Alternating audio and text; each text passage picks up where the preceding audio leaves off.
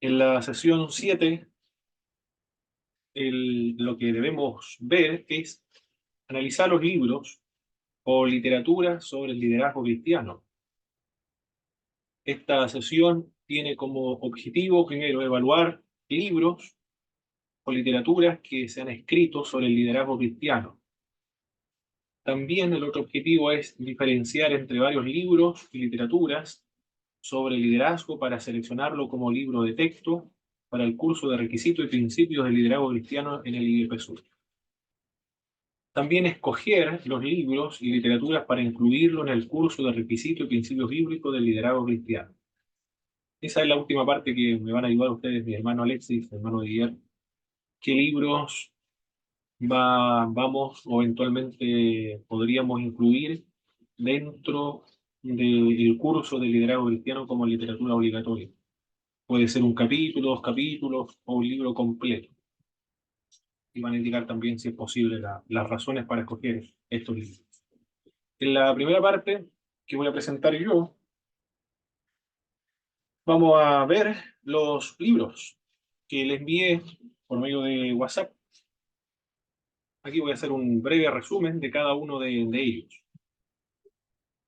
Estos libros son los mismos libros que tuve que leer para una de las materias del Midwestern Baptist Theological Seminary, de liderazgo cristiano, así se llamaba uno de los ramos. La tesis de este libro, de un líder no nace, se hace, por Ted Engstrom, dice él, es ayudar mejor al líder cristiano para que identifique los principios y conceptos básicos que le permitan saber lo que él es y lo que tiene que hacer. Con tal fin, este libro no solo destaca los principios de administración, sino también aquellas cualidades personales y virtudes cristianas que han de producir los mejores dirigentes posibles para hoy y también para mañana. En el capítulo 1 de este libro, un líder no nace, se hace, define lo que es el liderazgo. Eso es lo importante de este libro. Bueno, todos lo definen, pero hay una diferencia con los otros, es que él también define por negación. Dice, un líder es uno que guía las actividades de otros y que él mismo actúa y ejecuta para hacer que se produzcan dichas actividades. Así define Engstrom un líder. Es capaz de ejecutar acciones que guíen al grupo en el logro de los objetivos. Tiene visión y fe. Y la capacidad de interesarse y comprender. Ejerce la acción a través de la influencia afectiva y personal en la dirección de una empresa. En el capítulo 2 ofrece este libro algunos ejemplos de liderazgo en el Antiguo Testamento, porque se basa o trata de basar el liderazgo o los principios del liderazgo según las Sagradas Escrituras. Los ejemplos de liderazgo que presenta el autor son Moisés, David, Nehemías y Esdras. En el capítulo 2 presenta ejemplos de liderazgo en Cristo y los Evangelios. El modelo aquí, con respecto al liderazgo, es Jesucristo. Luego procede a mencionar lo que no es el liderazgo. Dice el autor que el liderazgo no es un juego de poder político, no es una actitud autoritaria, ni un control por medio del culto. Y finalmente concluye que el liderazgo es un servicio humilde al grupo. Así dice de acuerdo al modelo de Jesucristo, un servicio humilde al grupo. En el capítulo 2 describe el liderazgo como se encuentra en el Nuevo Testamento. Consiste en que un líder es un padre que educa a sus hijos por medio de la exhortación y el estímulo. Presenta los requisitos generales también del líder. En el capítulo 5 señala la administración es un don de Dios, un don del Espíritu Santo, o ese don también se conoce como un don ministerial. En el capítulo 6 presenta los límites del liderazgo. Ante la pregunta de si se puede preparar un líder, el autor dice que efectivamente se prepara. Es un llamado de Dios, por supuesto que sí, Dios lo llama, pero también el líder debe prepararse. El ejemplo que da el autor es los apóstoles. Son llamados por Jesucristo, son llamados por Dios, pero estuvieron 3 años y medio de preparación con Jesucristo. De ahí él concluye que el liderazgo debe tener alguna preparación previa. También en una sección del libro, en uno de los capítulos del libro, menciona los estilos de liderazgo. ¿Cuáles son los estilos? Habla acerca de un estilo, por ejemplo, la política de no interferencia, donde no hay ninguna estructura, ninguna supervisión, los miembros establecen las metas y ellos mismos las ejecutan. Es un estilo de liderazgo de acuerdo a lo que señala el autor. Otro estilo es la democracia participativa. Acá, en este tipo de liderazgo, el líder es consejero con un mínimo de autoridad. Los miembros establecen sus propias normas y también las metas. Otro tipo de liderazgo es la dirección manipulada y de inspiración. Las metas son establecidas por la dirección con poca participación de parte de las personas que trabajan allí.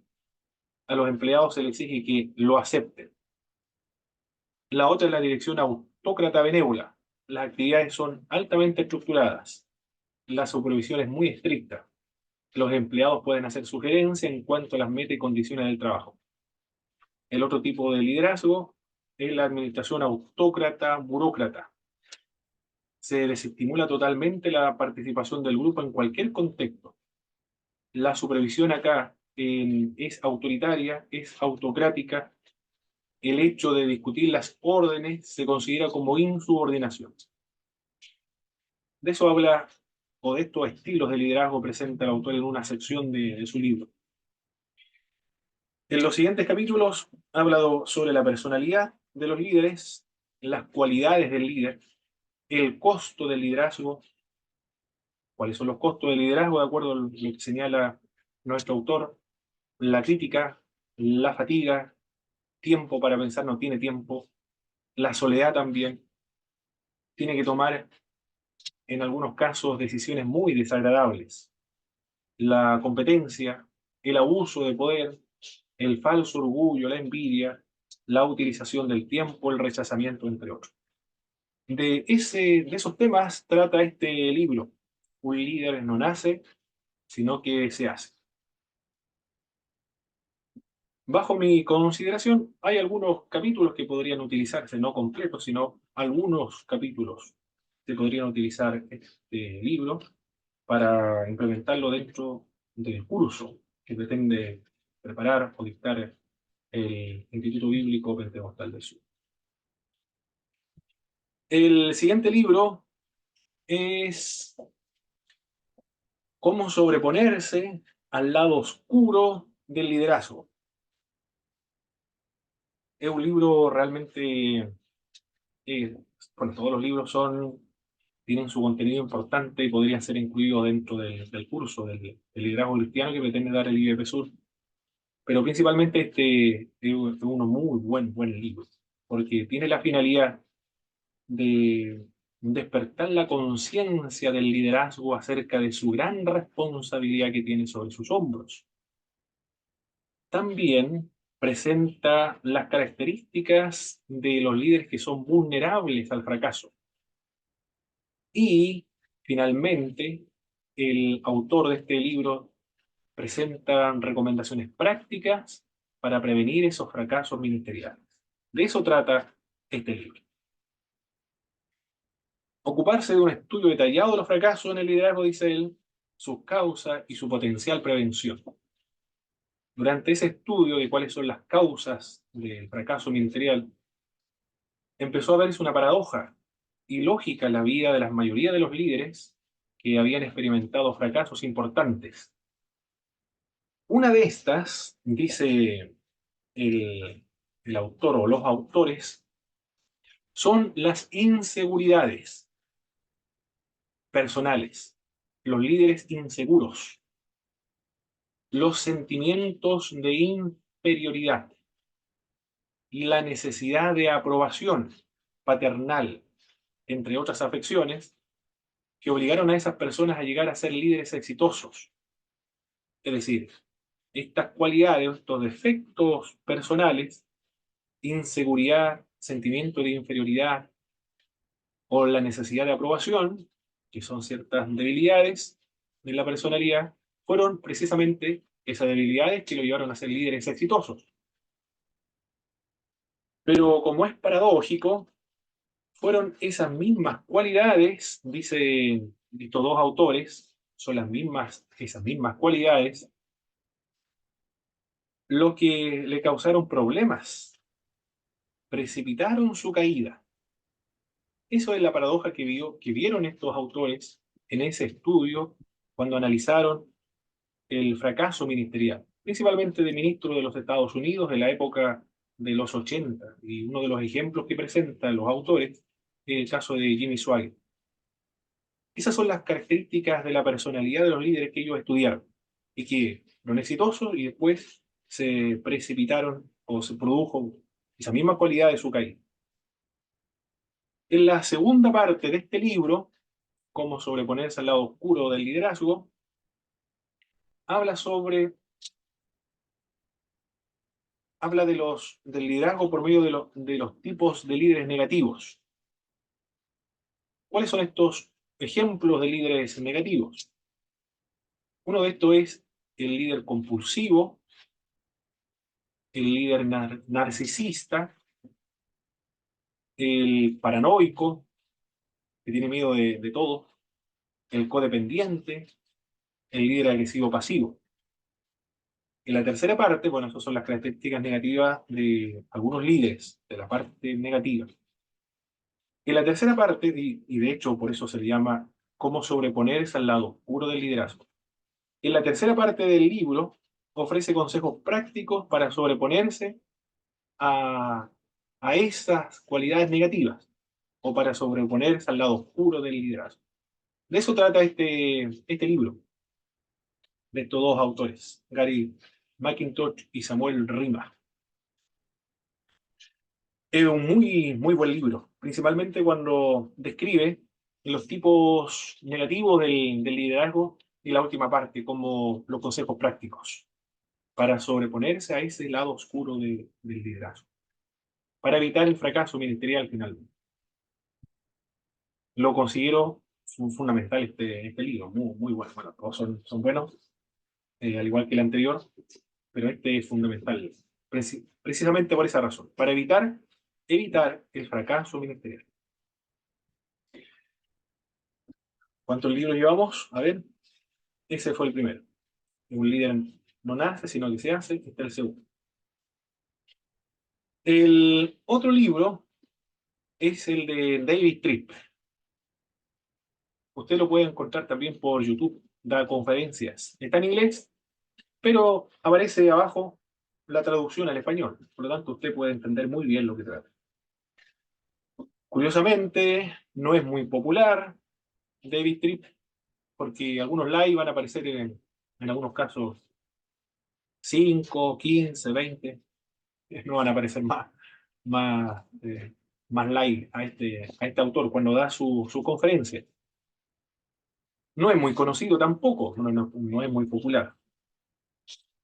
Pero los temas que trata David Tripp para el liderazgo, para los pastores principalmente, es fundamental, porque él está preocupado de la salud espiritual de los líderes. Su contexto son los Estados Unidos, pero lo que él presenta es la misma realidad, porque el ser humano, la naturaleza humana es la misma en todos los contextos. El texto habla sobre el fracaso de los pastores.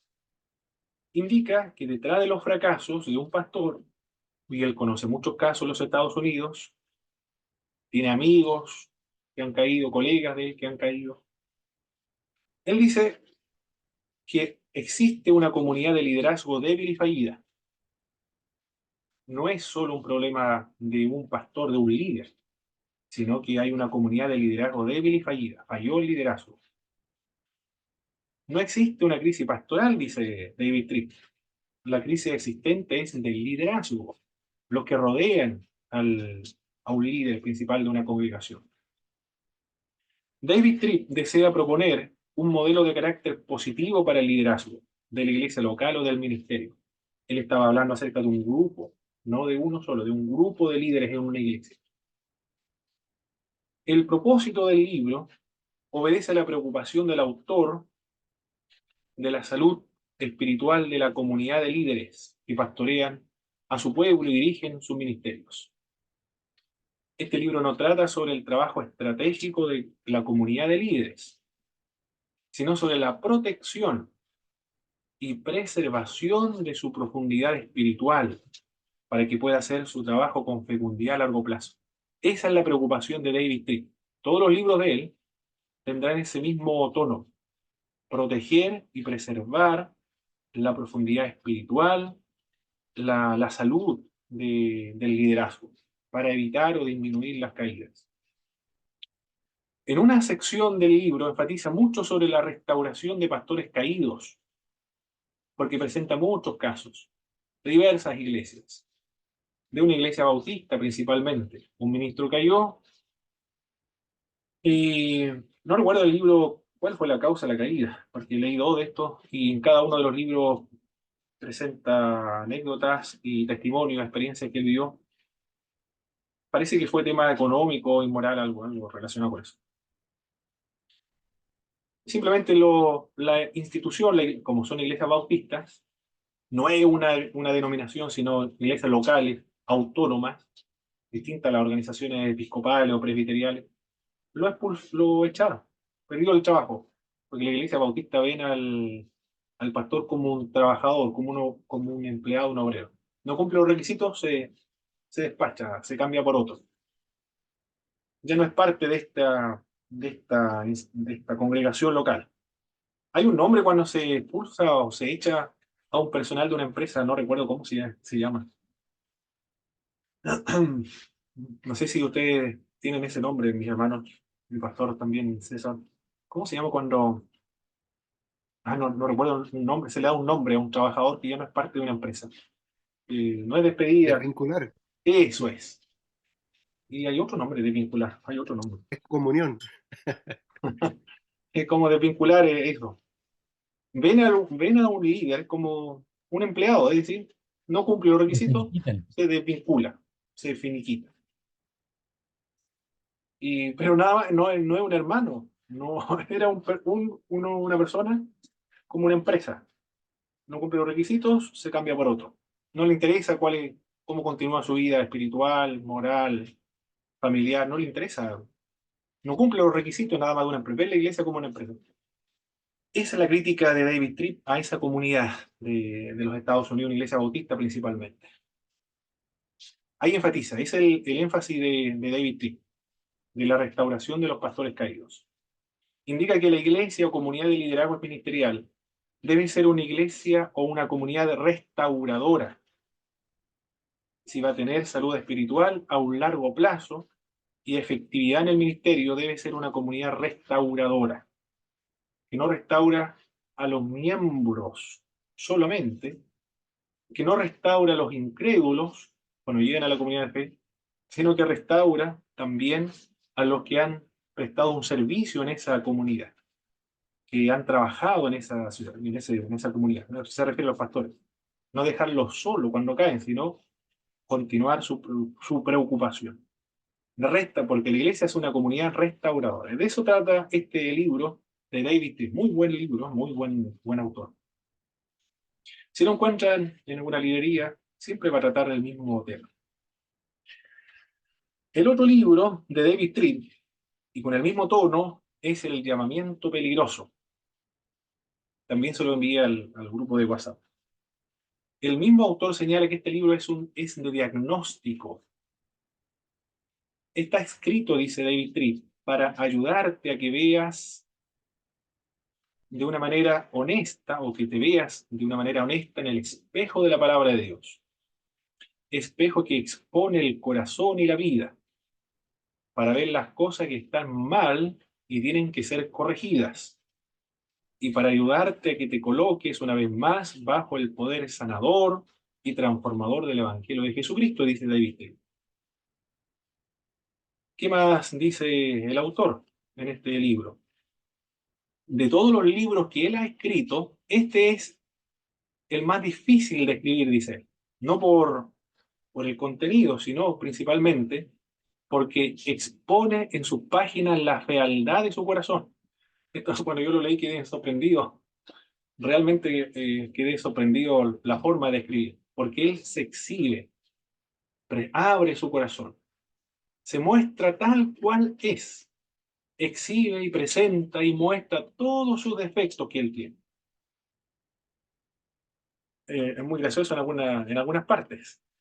Este libro está escrito para hacer frente al problema de la condición de la cultura pastoral, que muchas veces es poco saludable, y para poner sobre la mesa las tentaciones que son únicas en el ministerio pastoral, o que en el ministerio pastoral se intensifican. Está escrito para hacerte sentir incómodo, dice Tripp, para que esto te motive a cambiar. Supongo, dice Tripp, que soy un pastor valiente por asumir que tanto tú como yo necesitamos que nos pastoreen. Le da mucho énfasis a esa parte igual, de la mentoría, de la necesidad de que alguien también le pastoree. Y por lo menos en las páginas de este libro voy a intentar pastorearte, dice David Tripp, a todos sus lectores, que tiene como objetivo principalmente el liderazgo de las iglesias, los pastores. Algunos ejemplos de cómo Tripp abre su corazón a sus lectores. Dice que tenía una larga lista de rencores contra las personas de su congregación. También dice él, chismé de personas a las cuales fui llamado a pastorear. Tenía envidia del ministerio de otros ministros. A veces predicaba para ganar el respeto de alguien en mi congregación. Y cuando presenta el caso de una discusión con su esposa, él dice, le dijo a su esposa en esa discusión acalorada, tú deberías sentirte contenta de tener un esposo como yo, porque muchas mujeres desearían estar como una persona con mis cualidades, le dijo Tripp a su esposa en una discusión. Todo eso lo escribe en su libro. Por eso es que él abre mucho su corazón. El, Cuando alguien presenta sus debilidades, sus vulnerabilidades, empatiza más, sí empatiza con el autor, eh, se siente más identificado con el autor. Y de eso trata Tripp, tanto en su libro como en su conferencia. Tiene la finalidad del libro ese de evitar precisamente el fracaso, las caídas de los ministros del Evangelio. Para eso se escribió, para disminuir el fracaso y las caídas ministeriales. De eso trata. El otro libro es de Oswald Sander. Es un libro clásico del liderazgo cristiano. Es antiguo, pero es un libro de texto que se estudia en los seminarios teológicos que dan este curso de liderazgo cristiano. En algunos no dan esta materia o este ramo. Liderazgo, ni tampoco formación espiritual. Eh, Pregunté en algunos, no estaba. El énfasis de algunos seminarios son la teología sistemática o la dogmática. Pero estos temas tan importantes como es la formación espiritual o el carácter, el liderazgo, no están presentes. Y este es uno de los libros que es clásico. Comienza afirmando que el liderazgo cristiano es una ambición honorable. No es pecado el desear ser pastor, dice él, porque el que anhela obispado, buena obra desea. Así comienza su obra. Finzel señala lo contrario, a Osvaldo Sander. Dice que los buenos líderes no tienen ese llama, nunca quisieron desearlo, no desearon ser líderes. Los buenos líderes. Y los que no desearon ser líderes, o los que desearon ser líderes, resultan que no son muy buenos en la práctica. Bueno, Sander dice lo contrario, ¿no? Es un llamamiento, una ambición honorable. Comenta que las iglesias necesitan líderes de autoridad, espirituales y sacrificados. De autoridad porque la gente quiere saber hacia dónde van y cuáles son sus metas y estar seguro de que lo van a guiar para cumplir esas metas. También dice espirituales con una fuerte relación con Dios. Y también sacrificados porque siguen el modelo de Jesucristo, el varón experimentado en dolores. Señala el principio del liderazgo de Jesús, que fue el servicio, fue de servicio y sufrido. El líder espiritual se distingue del líder natural, también señala esto. El natural confía en sí mismo, en sus propias habilidades. En cambio, el espiritual en Dios. El líder natural conoce a los hombres. El líder espiritual conoce bien a Dios. El hombre o el líder natural es ambicioso, le gusta mandar, es independiente, mientras que el espiritual busca la voluntad de Dios. Se deleita en obedecer a Dios. Depende de Dios. En el capítulo 5 del libro se encuentran varias preguntas para identificar si se es un líder o no. En los capítulos 6 y 7 menciona los requisitos del liderazgo según lo establecido por el apóstol Pablo, que en Timoteo. Ya lo vimos, los requisitos de los obispos, los diáconos y los presbíteros.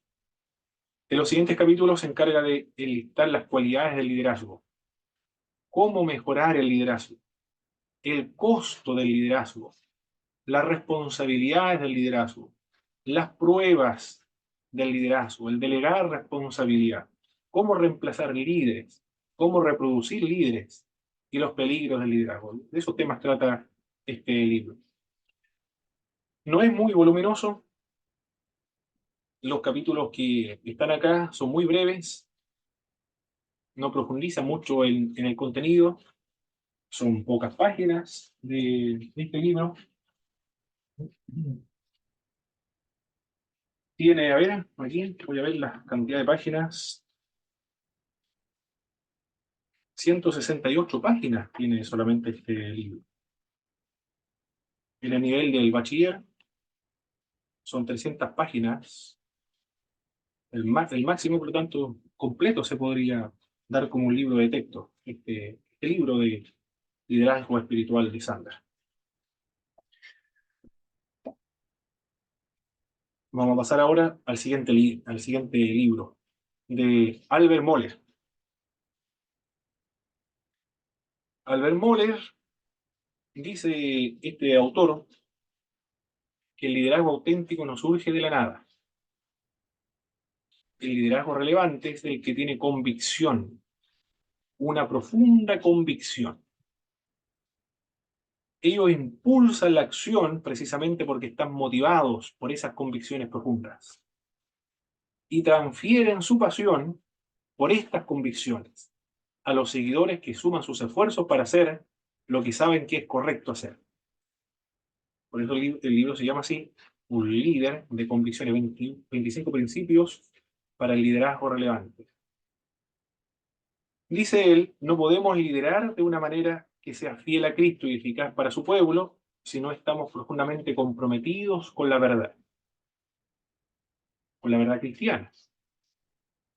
El liderazgo por convicción es narrativa, narra la historia una y otra vez, refina la historia, la actualiza, insiste en esa historia hasta que se entienda. ¿Qué es lo que quiere decir Albert Moller con eso de es narrativa, la convicción es narrativa?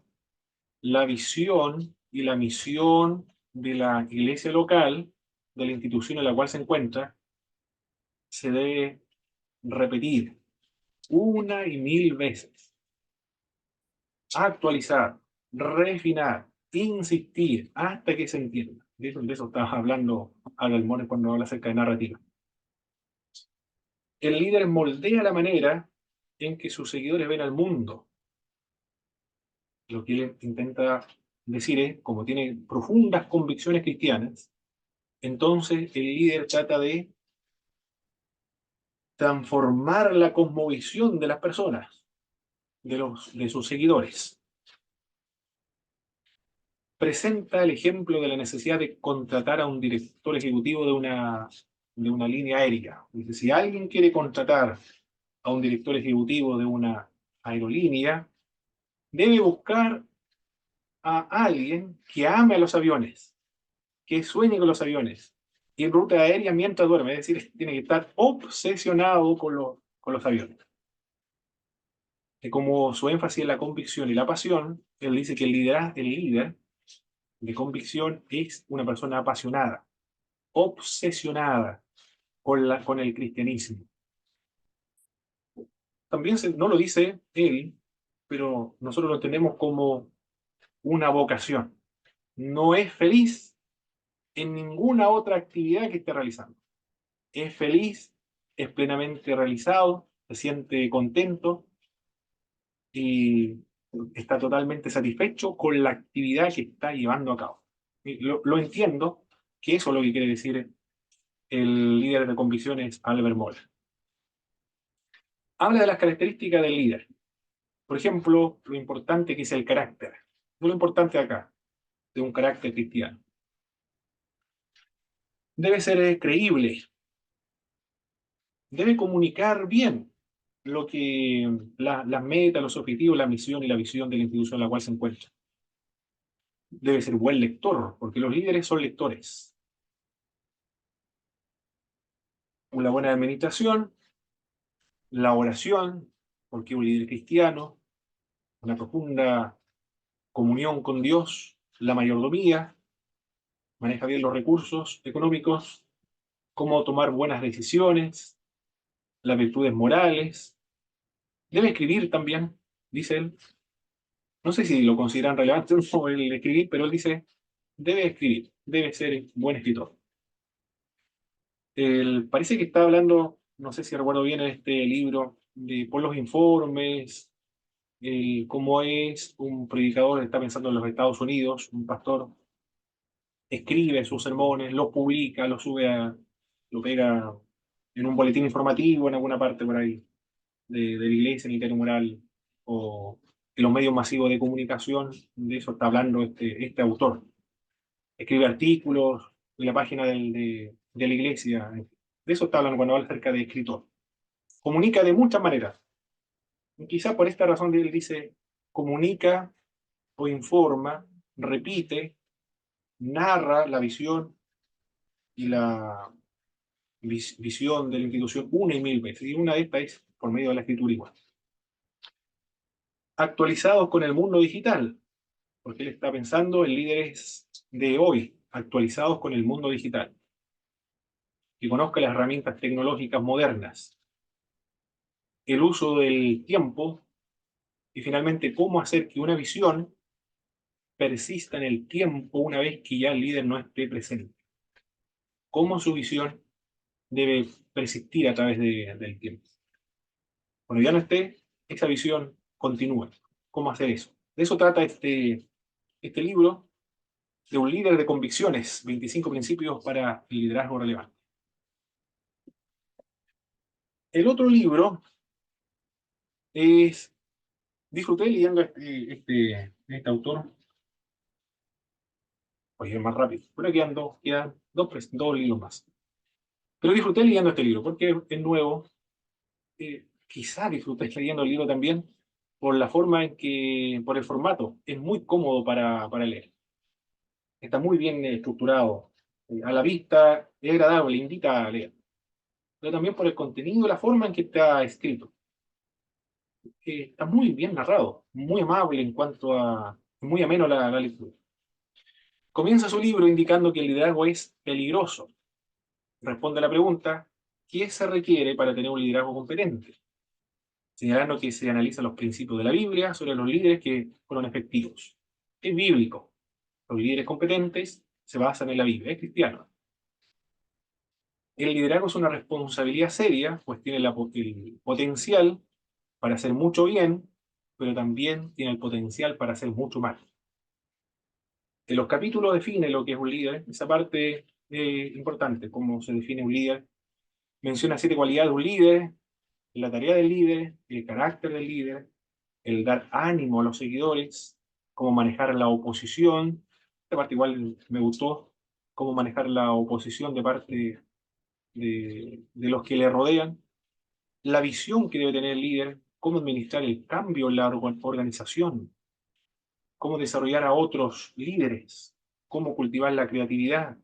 Finalmente termina dando consejos prácticos de cómo terminar bien el liderazgo. De eso trata este autor. Han Finzel, Líderes Competentes. Ha escrito varios libros siempre en el mismo tono del liderazgo. El otro libro también lo conseguí, es antiguo, es un clásico, pero yo recién, por el hecho de estar trabajando con esta disertación, lo conozco, lo conocí.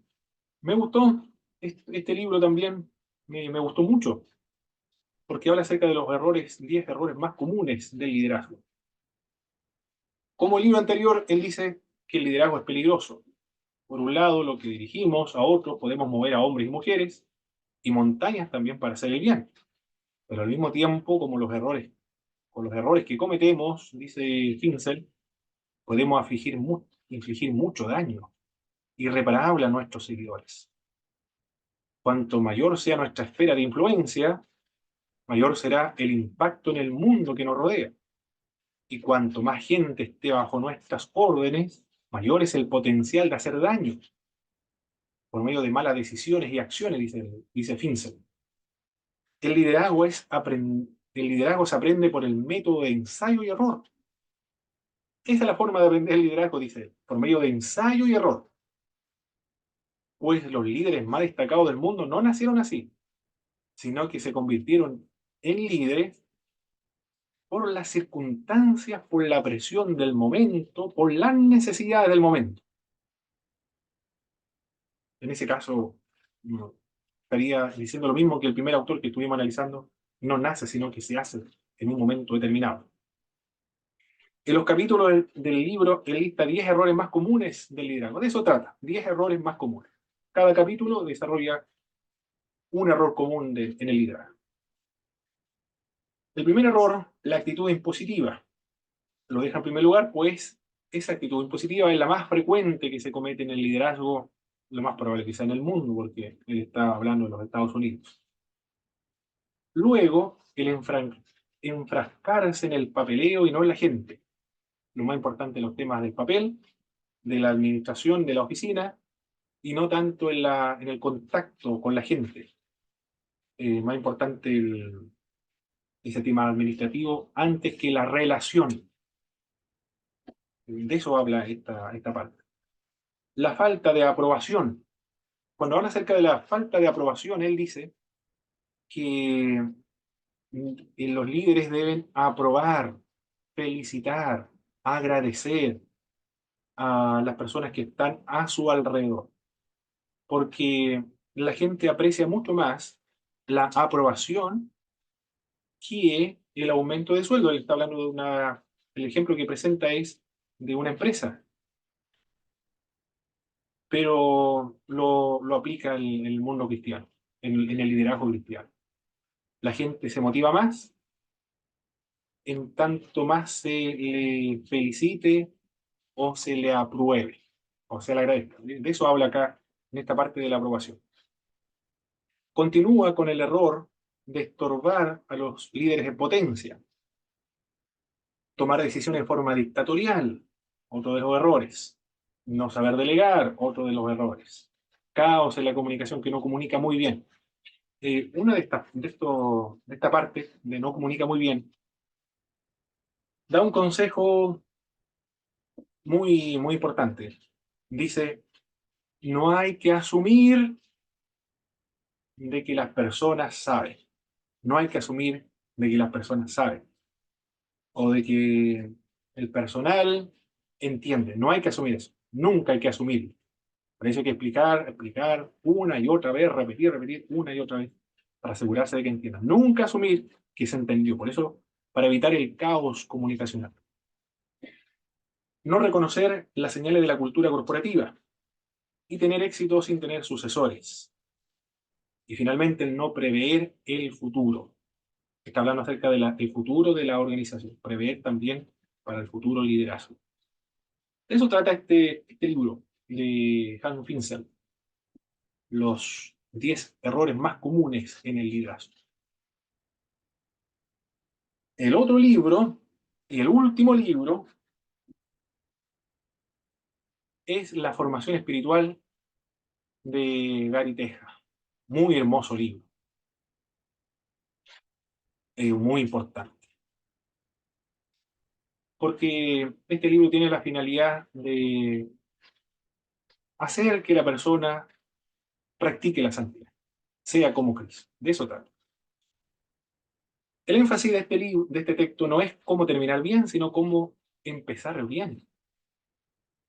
Trata de prepararnos para el viaje espiritual a través de la vida. La formación espiritual tiene que ver con el carácter. Consiste en el desarrollo del carácter bajo la dirección del Espíritu Santo. El llegar a ser como Cristo. Es la transformación del carácter, no de la personalidad. Este libro, sí o sí, debe estar presente. Es fundamental en el curso de liderazgo cristiano. Porque el modelo de liderazgo cristiano es Jesucristo. Y este libro tiene la finalidad de que las personas practiquen las disciplinas espirituales para ser como Jesucristo, para adoptarlo como modelo, de una manera deliberada, consciente. El capítulo que nos interesa de este libro no son todos, sino uno en particular, que tiene que ver con la mentoría. Esa parte, ese capítulo, que es el capítulo 7, sirve para el curso de liderazgo cristiano. Entrega referencias bíblicas sobre la mentoría. ¿Qué es lo que es la mentoría? Ejemplos históricos de la mentoría. La confrontación como un proceso de la mentoría. El buscar la voluntad de Dios. La dirección espiritual, de que alguien nos dirija espiritualmente. El rendirle cuentas a alguien de nuestra situación espiritual, moral, de cualquier naturaleza. Rendirle cuentas a alguien. Y, y el mentor también le pide cuentas. ¿Cómo va su situación personal, espiritual, moral? ¿Cómo está su situación? No es para inmiscuirse en la vida, sino para ayudarle a ser como Cristo. Para eso es, de eso trata la mentoría. Y en el capítulo 8, él lista los obstáculos de la mentoría. Este libro es indispensable en el curso de liderazgo cristiano, en tanto se tenga como modelo de liderazgo a Jesucristo. La parte de la mentoría tiene la finalidad de, de dar un recurso práctico para precisamente evitar ese fracaso ministerial. Eso de los libros, algunos libros que preparé, vi muchos más, hay muchos más libros también en el liderazgo cristiano, son realmente voluminosos la cantidad de textos que hay, pero eso es lo que puedo presentar hasta ahora. Profe, Pero, sí, ¿le puedo hermano hacer una Alexis, cosa? por favor, adelante. Sí, estaba escuchando atentamente. Bueno, primero decir que es una necesidad, por ejemplo, a mi parecer, ¿Mm? el que se pueda llevar a cabo esta idea de poder implementar el tema del liderazgo. Es primordial hoy en día en nuestra iglesia, pero es tan primordial como a veces yo veo el talón de Aquiles de nuestras iglesias. Generalmente hablo de metodistas pentecostales, ¿Mm? que finalmente tiene que morir el pastor para poder nombrar otro pastor en su lugar, en este caso en una iglesia sede. Y a su parecer, porque esto no sé si lo vamos a encontrar en algún libro, pero a su parecer y bíblicamente, ¿cuál usted cree que sería el modelo de poder generar esa transición sin esperar de que tenga que morir un pastor para que venga otro y genere divisiones, conflictos, problemas, que es algo sabido generalmente. Eso. Ah, muy bien. Bueno, como me pregunta personalmente, a ver, aquí quería hacer un compartir pantalla, ¿vale? Compartir pantalla. Bueno, estoy la... No, no necesidad. Personalmente, hermano Alexis, considero que el liderazgo, principalmente en el pastorado, es un llamamiento de Dios, una vocación.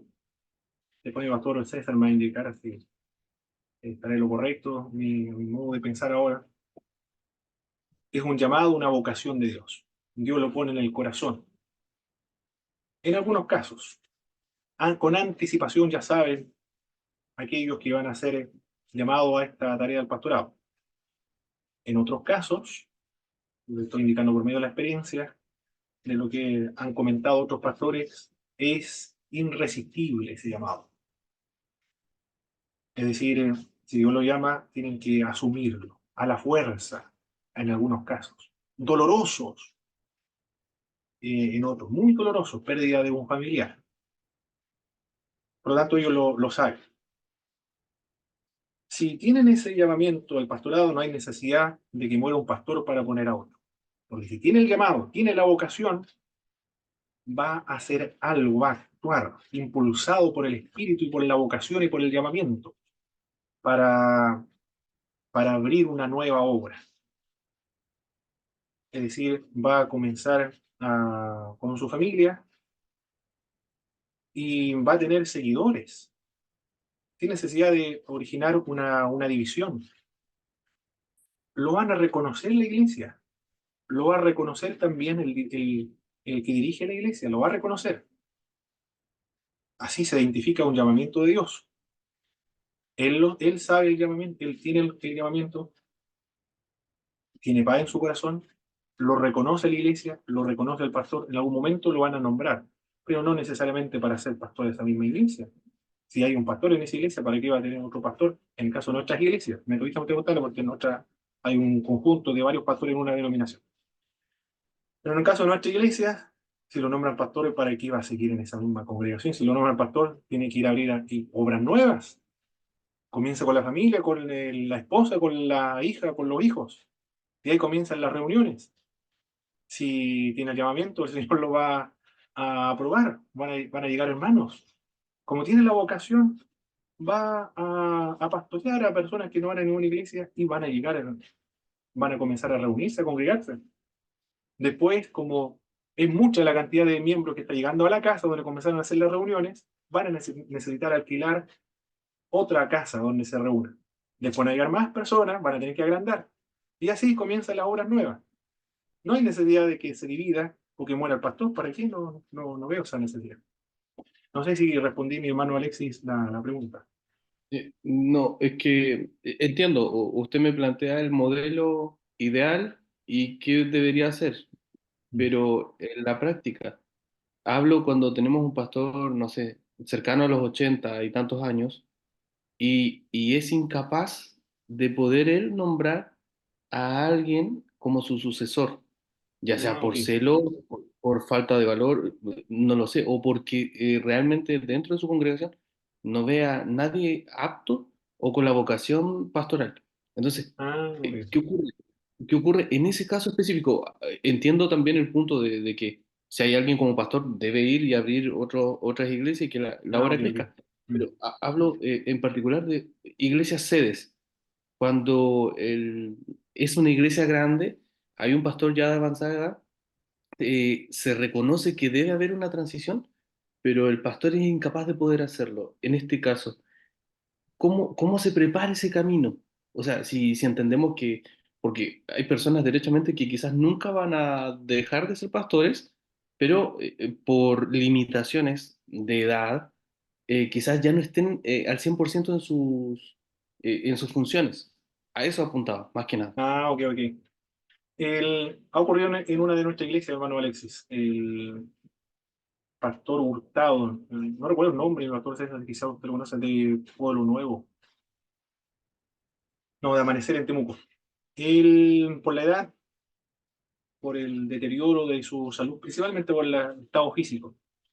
Él es pastor emérito, sigue en la iglesia, pero es pastor emérito, no es pastor principal.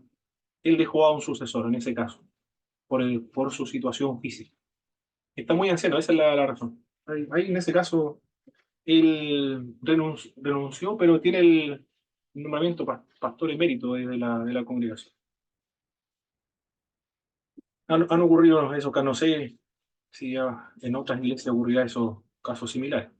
Eso es muy personal, yo creo, del pastor, porque si en la institución no hay nada escrito, no hay ningún artículo que lo regule, los estatutos, depende de cada uno de los pastores en ese caso.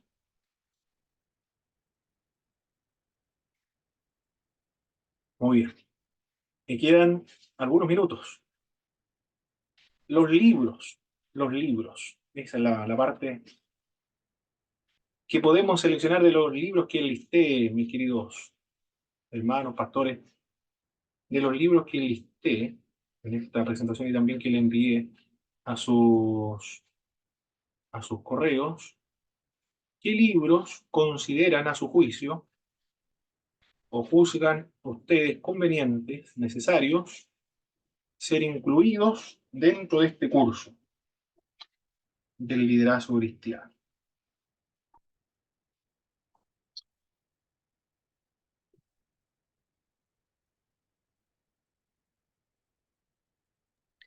Hermano Pablo, ¿Sí, doctor a César? mi, a mi juicio, respecto a lo que usted necesita ahora, es que podamos pronunciarnos en los textos que podemos sugerir. Mm. Yo creo que el lado oscuro del liderazgo, por un lado, como también el de Hans, los líderes, sus 10 errores más comunes. Creo que esos dos libros son muy importantes de que los líderes puedan leerlo y conocerlo. ¿Por qué? Porque muchas veces estamos mentalizados en vivir de acuerdo a la voluntad del Señor, de crecer, de aprender, y de alguna forma como que nunca vamos a tropezar o nunca vamos a caer. Entonces cuando el líder se prepara en los lados oscuros, en las falencias que se pueden encontrar en el camino, en función ya de experiencias previas, porque estos autores están citando la experiencia de otros pastores, por lo tanto, esas experiencias vienen a enriquecer para que el futuro líder en su caminar tenga cuidado con esos errores que se le van a presentar. Entonces creo que es muy importante eh, que se pueda estudiar esos libros. Y también me llamó mucho la atención la de Gary Teja, la formación espiritual. Sí o sí debe leerlo porque el que más enfatiza en este caso de su liderazgo y tomando a Jesús como modelo. Evidentemente que todo líder cristiano, su norte, su modelo principal es Jesús y tiene que ser así. Podemos encontrar muy buenos líderes dentro del ministerio pastoral, del evangelismo, de la educación, hombres que son eminencia, sin duda, pero el ojo de todo cristiano debe estar en Jesús. Su líder principal siempre debe ser Jesús. Y Gary Teja, por lo que usted acaba de mencionar, creo que lo presenta muy bien. Esos son como los tres libros que yo encuentro pertinente que estén, Perfecto. pero también de los que usted entregó, creo que debería estar todo. Ahora, bachiller, claro, tienen que ser de 300 páginas nada más, claro. Pero sí, son buenos, ¿eh? Yo igual considero importantes esos textos. Y aquí ya estamos viendo un propósito general, un propósito a grandes rasgos de cuál es la finalidad de dar este curso, ¿ah? Darle las herramientas prácticas a los líderes para evitar el fracaso y la caída, de acuerdo a lo que dicen estos autores. Mi hermano Didier, mi hermano Alexis. Eh, Había uno que usted habló, no ¿Mm? me recuerdo el nombre, sobre la preocupación de los líderes también. Usted da el ejemplo de las iglesias bautistas, o sea, que despiden a sus líderes. No sé cuál fue uno de los Sí, primeros. Los que David Tripp. comulgan. David Tripp, sí, David Tripp. Sí. ¿Y por qué lo digo? Porque no sé si el año 2022, 2021, no sé si a usted le habrá llegado, como está con los bautistas también, me llegó un correo electrónico, una información, Ya. con un archivo bastante amplio de todos los pastores, miembros, hermanos, personal que ha estado trabajando en las iglesias bautistas que prácticamente están vetados por conflictos morales, financieros, eh, eh, pornografía, y viene una lista de todo, abusos sexuales, todo, Sí, y un archivo me llegó. Entonces, hablar de ese, de lo que dice Pablo en Gálatas, de nosotros que nos consideramos espirituales, que debemos restaurar a nuestros hermanos, a los que han resbalado. exacto, correcto. Y de eso habla David Tripp. No son empleados, son hermanos que han caído. Y la iglesia es una institución, es una comunidad restauradora. Perfecto, hermano Alexis. ¿Qué libro considera usted, mi hermano, o, o aprueba Profe, estos 4 libros que he mencionado? Sí, mi hermano Alexis. profe, los que usted nombró me parecieron muy interesantes, todos los que nombró. Y los que yo veo aquí, o sea, creo que cualquier líder, sea de iglesia o no, o me refiero a sea pastor o no, o pertenezca al liderazgo, debería conocer porque no solamente parte de la base de que hay un liderazgo y reconocer ese liderazgo, sino también ser un puntal para el liderazgo que está por delante y que Dios ha permitido que esté guiando a la iglesia. Entonces, por ejemplo, uno de los libros que dice como el lado oscuro del liderazgo, es importante que nosotros también lo podamos conocer como miembros de una iglesia. Estemos o no siendo partícipes en este caso de un liderazgo. Correcto. Perfecto, muchas gracias. Muchas gracias, mi doctor César, mi hermano Alexis, mi hermano Didier, por ayudarme a escoger estos libros. Esperamos pronto, con la ayuda del Señor, implementarlo dentro de la media curricular. ¿Eh? Vamos a disfrutar a dar esta materia. Ya estoy disfrutando ya. Antes de darle a implementar, ya estoy disfrutando ya. Muy Le- bien, vamos. eh, el de Gary Teja igual, creo que en formación espiritual lo vimos en Sí, el IPS, lo leí. Hermoso ese libro. Las sí, sí, sí, disciplinas espirituales. eh. correcto. Muy bien, vamos a finalizar entonces con una oración a nuestro Señor. Estamos a la hora, gracias al Señor, terminamos bien. Hermano Alex, a ver, ¿quién comenzó? ¿Quién no lo comenzó? No me acuerdo. Ah, hermano Alex, mi pastor César, por favor, nos dirige en una oración para concluir. Muy bien, oremos en el nombre del Señor. Padre, en el nombre de Jesús, queremos presentarnos delante de su presencia para, en primer lugar, adorarle y reconocerle como nuestro Dios, reconocerle como nuestro Padre celestial, digno de reconocer toda alabanza, toda exaltación. Gracias por la vida de mi hermano Paulo. Señor, gracias por la inquietud, el deseo en su corazón de crecer en el conocimiento de tu palabra, como también la inquietud de poder formar, preparar y enseñar a las futuras generaciones. Dios eterno, sigue ayudando a tu Hijo con mucha gracia, con sabiduría, y este proceso que está finalizando pueda realmente lograr a su seno y titularse finalmente, y todo lo que está elaborando pueda dar fruto en su tiempo. Señor, dirígele, guíale, y este trabajo sin duda traiga una bendición a muchas personas, a muchos de tus hijos e hijas. Ahora, al dar término a este encuentro, por favor, despídenos en paz, en comunión el uno al otro.